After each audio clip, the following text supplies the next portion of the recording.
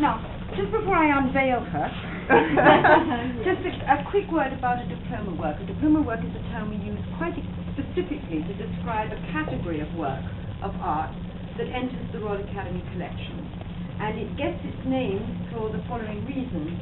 When an artist, a painter, sculptor, engraver, or architect is elected a full member of the Royal Academy, that means that they move from associate status up to full academician status. They cannot put RA, i.e. Royal Academician, after their name until they've undertaken an exchange with the institution, and that consists of presenting an example of their work, which they deem to be a fine example which would last for posterity as an indication of why it was that they were chosen to be a member of this elite body. And if accepted by President's Council, which is our governing body of the Royal Academy, then they receive in exchange a diploma. And the diploma informs the world that they have been elected a Royal Academician.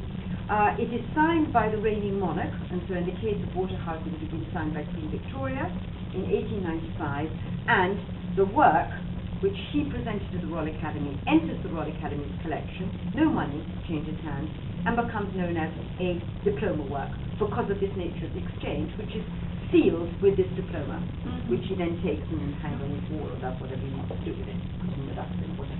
So that is nature. We have a collection of some 500 odd diploma paintings.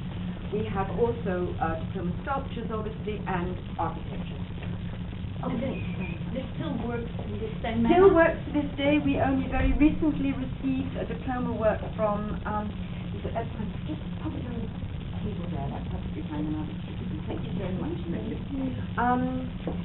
Yes, we recently received diploma work from Nicholas Grimshaw, who's the architect. We are from Gary Hume, who was recently elected a member. I'm waiting for Tracy Emmons, what it's going to be.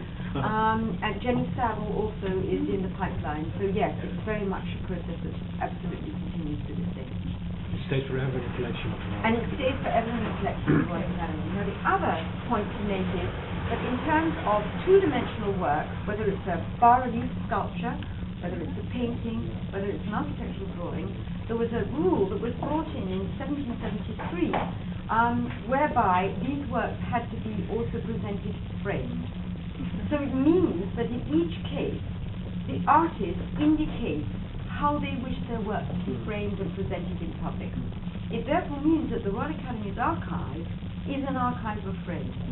And if you want to know, if you have bought a Waterhouse and you wanted to know how should I be framing up my Waterhouse, you would be well advised to come to us to ask, well, what did Waterhouse frame his diploma work in when he presented it to you, because he must have made that choice. And so it is, as I say, a record of that. And we have regular requests from institutions around the world, and particularly in this country, where they are unclear about what, for example, an artist might have wanted his work framed in, and we will then pull out our example and say, well, this is what we had from 1900 or 1905 or whatever it is. So, that is the diploma work. Now, there is the Mermaid, an oil on canvas, in pretty good condition, actually. It's been unrelined, which is of course glorious. Nothing on the back. And Peter, perhaps you'd like to tell us a little bit. Sure. Sorry, just unrelined. I've never seen the back, actually. It's interesting. I'll come around Okay, behind you in a minute. time. Yeah, that's great. Thank you for holding it. The color is just fantastic. It never ceases to amaze me how rich these blue greens are. You really get them right. This picture was begun circa 1892, so he was already thinking about the motif as early as that. He was not elected full academician until 1895, and even at that moment, he hesitated. Good old Waterhouse procrastinated, didn't turn this in until 1900. So he was willing to... Quite a lot of correspondence about that. Yes, there is. Very thick file.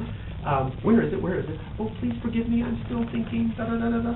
And in fact, he did, in 1895, submit Ophelia, the 1889 Ophelia, now in the collection of Andrew Lloyd Webber, as a substitute. And it was acknowledged as such, that it would go back to him eventually. It never sold. That picture never sold.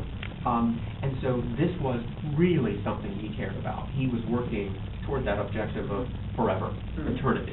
And what's interesting, too, is that this really is, it's the only finished mermaid he ever did. We have 3 oil sketches, all of which will be in the exhibition near this picture, and that's exciting to see the preparation process. And also we've got sketches in his sketchbooks that you'll see at the V&A tomorrow. So he really is working on it in his head. Ms. Pretjohn has proposed or confirmed, take your pick, that that's probably Capri in Italy, these marvelous arched rocks. And she went to look just to make sure, which is appreciated. And also we admire the brilliant shimmering surfaces here, the mother of pearl shell there, the necklace, the stones. This is just as good as it gets when it comes to that motif, which he uses in a few pictures of the 1890s. The flesh is spectacular, of course. It's obviously quoting Venus with the rising from the water and so on, combing her hair. And that idea of old masterly, but also tremendously Bouguereau in its realism, is an interesting mix. He really gets it. The red hair is extremely sexy to people today. I mean, that's, as you say, the website, the hits that come. This is the Waterhouse girl. This is the woman we've been talking about now for over 24 hours. What her name is, we don't know for sure, but this is an iconic image of her. The coloring of the cheeks, the red lips, all of it, it's there.